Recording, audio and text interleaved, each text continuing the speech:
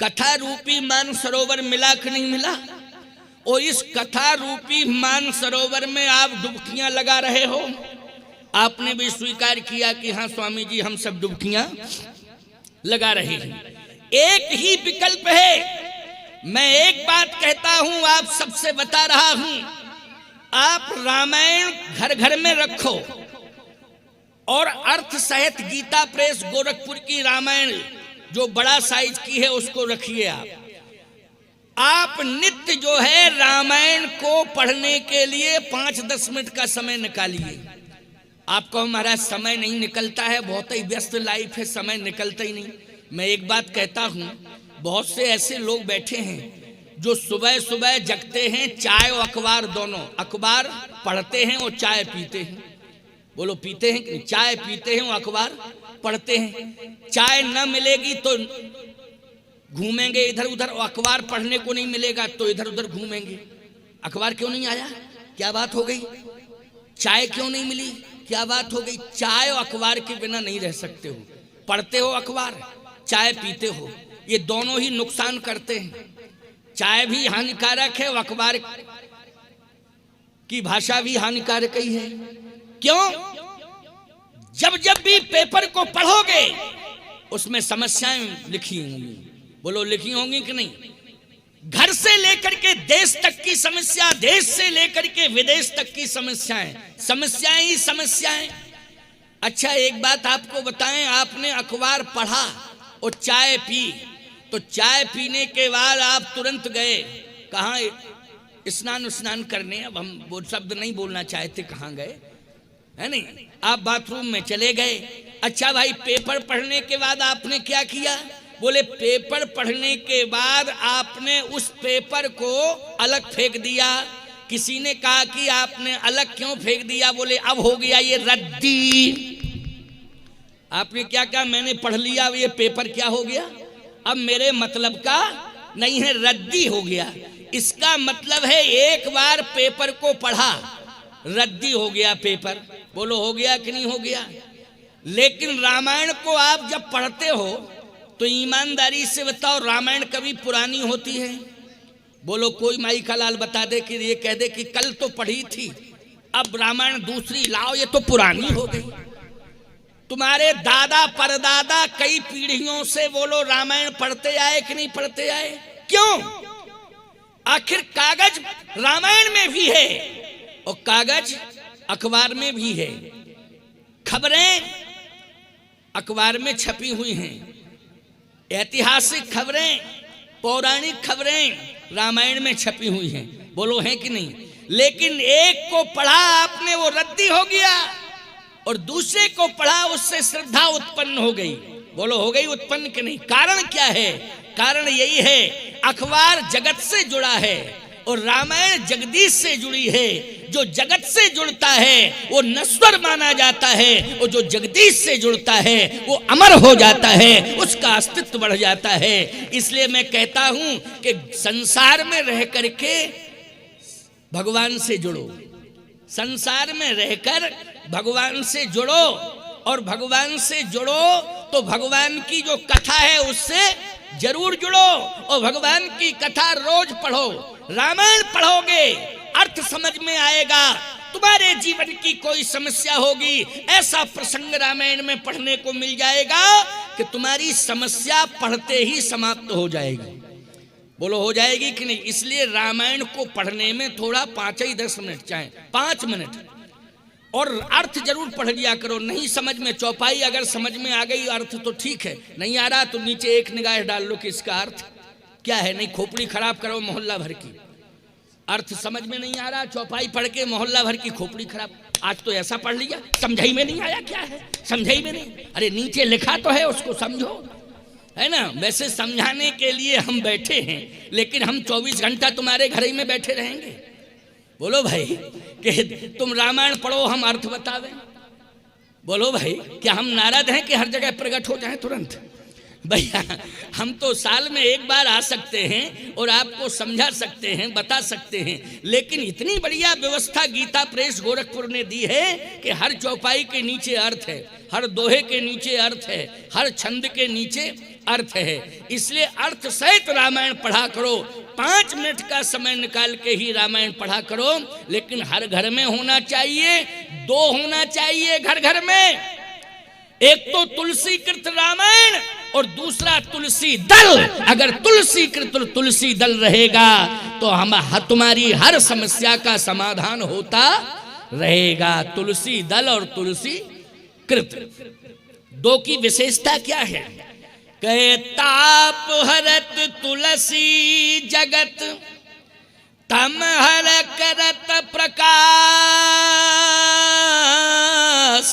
ओ 2 तारण तरन है तुलसी तुलसी दास।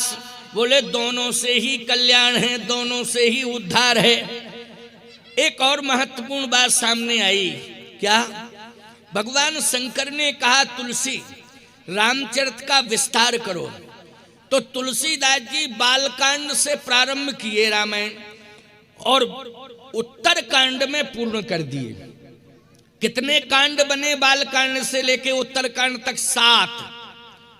बोलो कितने बने? 7। ना 6 बने, ना 5 बने, ना 8 बने, ना 9 बने, 7 ही कांड बने। आपको महाराज ये 7 ही कांड क्यों बने? तुलसीदास जी 8वां कांड भी लिख सकते थे, 9वां कांड भी लिख सकते थे। अरे तुलसीदास जी महाराज ने केवल इतिहास ही नहीं लिखा है। तुम्हें लगता ये है कि ये रामायण कृति है, लेकिन ये कृति देखने में लग रही है, ये साक्षात प्रभु श्री राम की आकृति है, लेकिन कृति के रूप में प्रकट हो गई।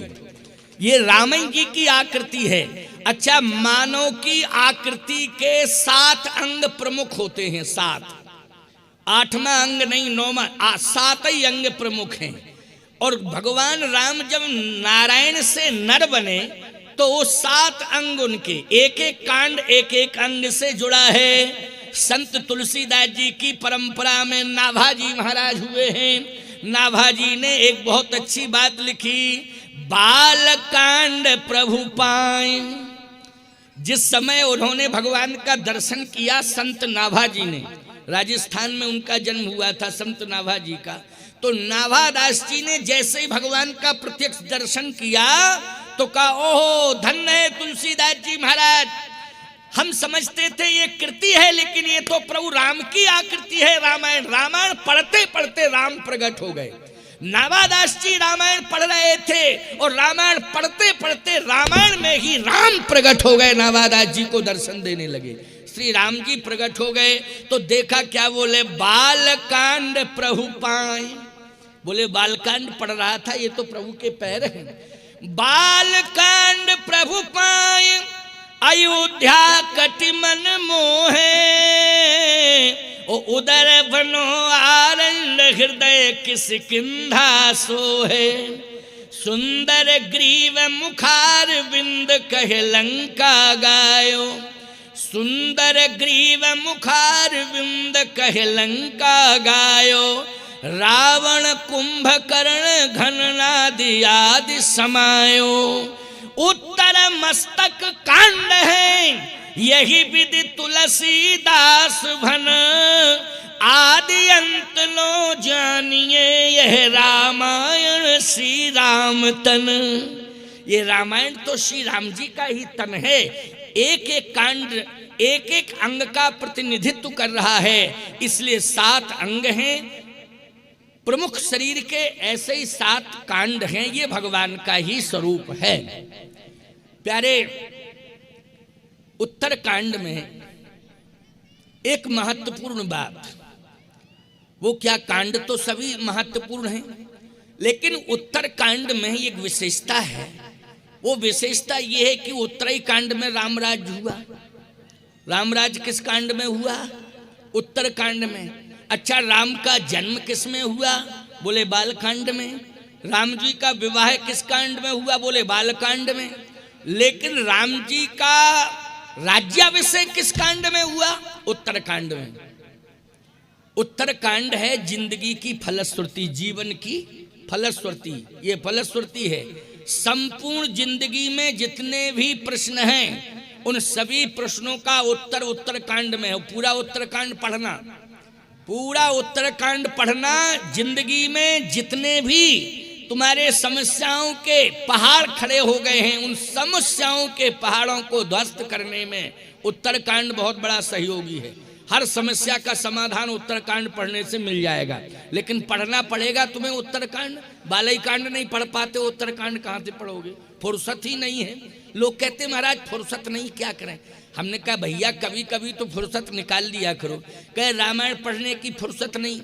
हमने कहा एक बात बताओ, चाय पीने की फुर्सत? बोले वो तो निकालनी पड़ती है फुर्सत। हमने कहा भोजन करने की फुर्सत, खाना खाने की? बोले वो तो खाना के लिए फुर्सत निकालनी ना पड़ेगी।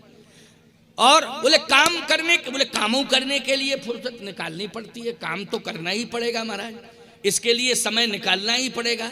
कहे काम करने के लिए समय निकालते हो, खाना खाने के लिए समय निकालते हो। मैं कहता हूं राम कथा सुनने के लिए फुर्सत क्यों नहीं मिलती? कहे महाराज व्यस्त लाइफ है, फुर्सत नहीं मिलती। हमने कहा कभी कभी निकाल लिया करो समय। कहे महाराज सोचेंगे, लेकिन फुर्सत है नहीं। एक गांव में महात्मा जी गए थे कथा कहने के लिए। उन्होंने 9 दिन तक कथा सुनाई उस गांव में। पूरा गांव क्षेत्र आया, लेकिन एक व्यक्ति गांव में इतना व्यस्त था कि एक दिन नहीं आया। महात्मा जी ने कहा पहले ये बताओ गांव का कौन व्यक्ति ऐसा है कि जिसने कथा नहीं सुनी? कहे महाराज पूरे गांव ने कथा सुनी, एक व्यक्ति कथा में नहीं आया। क्यों नहीं आया? बोले महाराज उससे फुर्सत नहीं है। क्या करता रहता है? बोले काम लंबा चौड़ा है उसके जीवन में, इसलिए वो काम ही में व्यस्त रहता है, उसे फुर्सत नहीं। महात्मा जी ने कहा मेरा संदेश सुना दो कि भैया काम धाम तो लगा रहेगा, लेकिन एक दिन की ही फुर्सत निकाल लो। 9वां दिन है, उस दिन फुर्सत निकल आए। लोगों ने कहा बोले हम जरूर आएंगे जरूर आएंगे। कथा पूरी हो गई, आया ही नहीं। महात्मा जी ने कहा जिसे फुर्सत नहीं मिल रही थी कह रहा था आऊंगा, आया कि नहीं? कहे महाराज आज तो और ही काम बढ़ गया, उसका फुर्सत है ही नहीं। महात्मा जी ने कहा हम 2 दिन की कथा और बढ़ा रहे हैं, 9 की जगह 11 दिन किए देते हैं। उससे कहो 2 दिन में 1 आध दिन फुर्सत निकाल ले। लोगों से कहा नहीं जरूर आऊंगा, मेरे कारण 2 दिन की कथा बढ़ी, लेकिन वो 2 दिन भी नहीं आया, 11 दिन पूरे हो गए, फुर्सत नहीं मिली। महात्मा जी ने कहा 12वें दिन हम सुबह सुबह निकल जाएंगे। लेकिन जैसे ही महात्मा लगभग 6 बजे निकलने वाले थे, पूरे गांव में हाहाकार मच गया। महात्मा जी ने कहा क्या हुआ क्या हुआ क्या हुआ? बोले एक व्यक्ति का हार्ट फेल हो गया। किसका हार्ट फेल हो गया? अरे महाराज उसके बड़े लंबे चौड़े काम धाम थे, बड़ा व्यस्त रहता था। अरे बोले वही जो कथा में नहीं आ पाया। कहे महाराज हाँ वही कथा, फुर्सत ही नहीं थी। महात्मा बोले तो अब क्या बतावें भगवान की क्या लीला है। इतने में गांव वाले, पूरा गांव उसके पीछे पीछे, और उसके लड़के उसको ले जा रहे थे, अंतिम यात्रा जिसको बोलते हैं, उसको ले जा रहे थे स्मशान पर। महात्मा जी बीच रास्ते में ही उनका यज्ञ स्थल था, उनका पांडाल बना था, उनका प्रवचन स्थल था। महात्मा जी ने खड़े होकर कहा रुको। गांव के लोगों ने कहा कि मुर्दे को रोकना नहीं चाहिए। महात्मा जी ने कहा मैं कह रहा हूं कि इसको रोक दो। लोगों ने कहा कि महात्मा चमत्कारी है, हो सकता है कि प्राण फूंक दे, ताकत है, महात्मा है, इसलिए रोक दो। रोक दिया मुर्दे को। कहे इसको नीचे रख दो। कहे नीचे तभी रखा जाएगा जब कुछ चमत्कार हो। कहे रखो तो। रख दिया लोगों ने। अब महात्मा जी गए सो कान में लग के कुछ कहना शुरू किए। 15 मिनट हो गया। लोगों ने कहा न हिल रहा है न डुल रहा है मुर्दा, अगर कुछ मंत्र में ताकत है तो इसको जगाओ, इससे कुछ बुलवाओ, इसे चलाओ।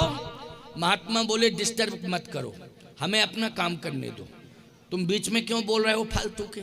लोगों ने कहा हल्ला मत करो, चमत्कार होने ही वाला है। महात्मा डांट रहा है, इसका मतलब है कि कुछ ना कुछ दमखम तो है ही है। अब महात्मा जो है कान में पता नहीं क्या कहे जाए। 1 घंटा हो गया।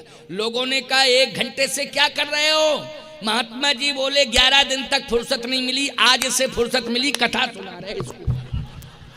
आज तो फुर्सत मिल गई, आज हम इसको कथा सुना रहे हैं। क्यों? तो कहने का मतलब ये है जिंदगी जब तक रहेगी, जिंदगी जब तक रहेगी फुर्सत न होगी काम से, ओ कुछ समय सा निकालो प्रेम कर लो राम से।